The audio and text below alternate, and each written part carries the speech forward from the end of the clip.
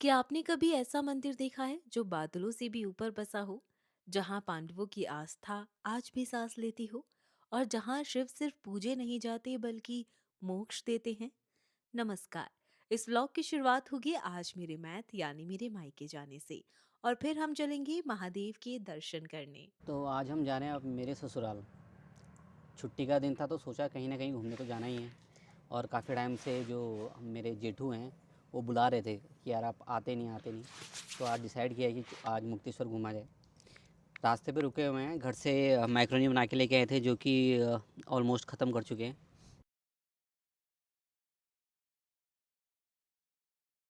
तो फाइनली हम पहुंच चुके हैं मेरे ससुराल।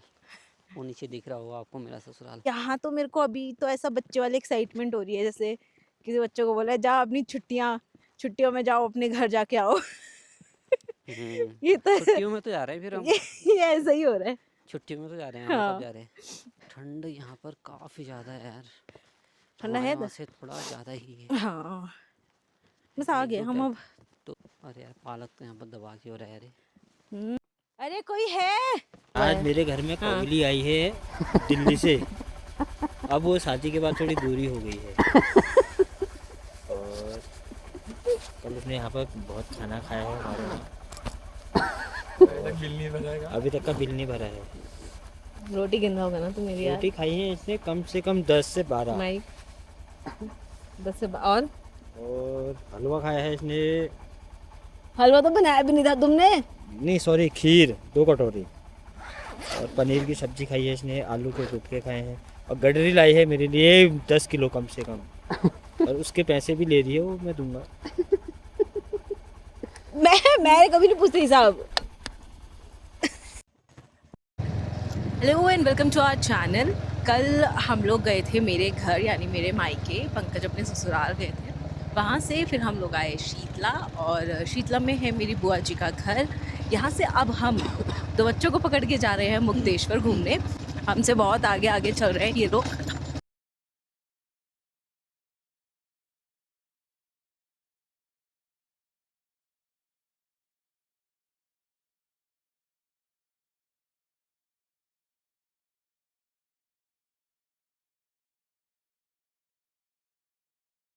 उत्तराखंड के नैनीताल शहर से लगभग 51 किलोमीटर दूर 2312 मीटर की ऊंचाई पर मुक्तेश्वर की चोटी पर स्थित है मुक्तेश्वर धाम।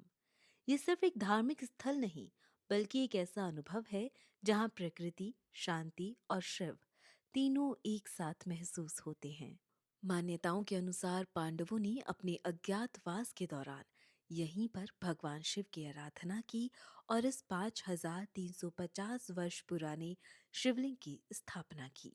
ये मंदिर भारत के सबसे प्राचीन शिव मंदिरों में से एक है और कहा जाता है कि ये भगवान शिव को समर्पित 18 सबसे महत्वपूर्ण मंदिरों में शामिल है। कहते हैं कि भगवान शिव ने यहाँ एक राक्षस का वध किया और उसे मोक्ष यानी मुक्ति प्रदान की। इसी कारण से इस जगह का नाम पड़ा मुक्तेश्वर, यानी मोक्ष देने वाले महादेव। मंदिर में सफेद संगमरमर का शिवलिंग और साथ ही भगवान गणेश, ब्रह्मा, विष्णु, पार्वती, हनुमान और नंदी की मूर्तियां विराजमान हैं।